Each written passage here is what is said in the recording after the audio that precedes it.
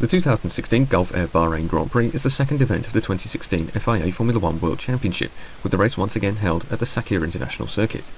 The Sakhir Circuit has hosted the Bahrain Grand Prix every year since the race's inception in 2004, with the exception of 2011, where the race was cancelled due to civil unrest in the Gulf nation. The Bahrain Grand Prix has twice been the opening round of the season, in 2006 and 2010. From 2014 onwards, as part of the 10 years of Formula One in Bahrain celebration, the event moved from a daylight event to a twilight race, not dissimilar to the Abu Dhabi Grand Prix, where the race starts in sunshine and finishes in darkness, with the track illuminated by powerful floodlights. The Sakhir International Circuit is a permanent track located directly south of the University of Bahrain. The circuit features long straights followed by short, tight corners designed to promote overtaking, with a smooth surface and high average lap speed. There are two DRS zones in use for the Grand Prix. The first stretching from the final corner down the long main straight towards the first sequence of corners, which is regarded as the best overtaking opportunity on the circuit, and the second is located along the back straight behind the paddock, stretching from turns 10 to 11.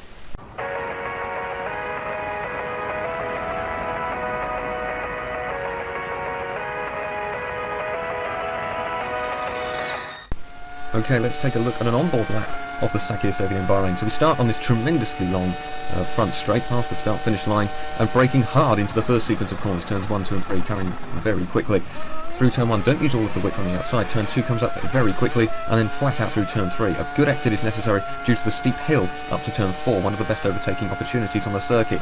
Being uphill, it helps with the braking. And again, using a lot of the exit curve here, it's quite smooth.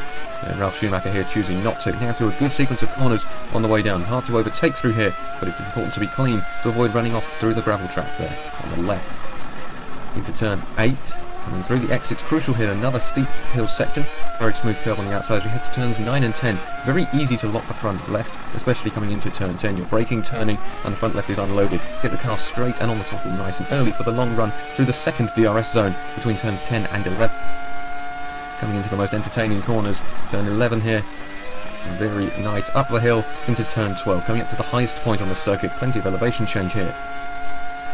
And then it's hard on the brakes into turn 13, use all of the width that you can, and then hard on the throttle now, towards the final two corners, take them as one and ignore the second apex, as we're about to see Schumacher do here. Hard on the brakes, the first apex there, don't worry about the second one, use the outside to get the car straight and on the throttle early to complete a lap of the Sakhir Circuit in Bahrain.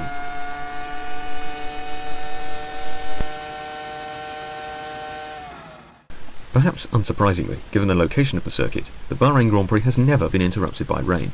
Sandstorms were an initial concern prior to the inaugural race, but no such event has occurred during a Formula One race weekend.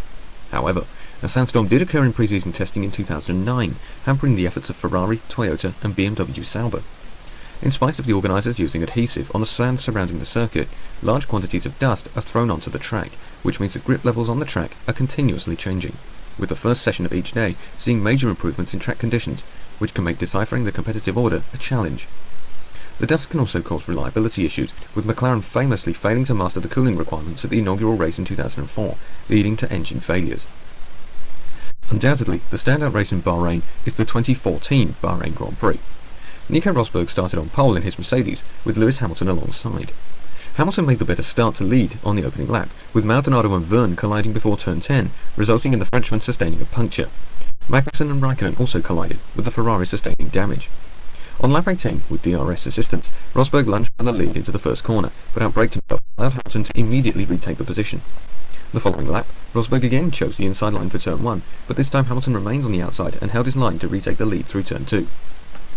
The safety car was brought out when contact from Pastor Maldonado sent Esteban Gutierrez in his Sauber into a frightening roll at the first corner, eliminating Hamilton's 10-second advantage over his teammate.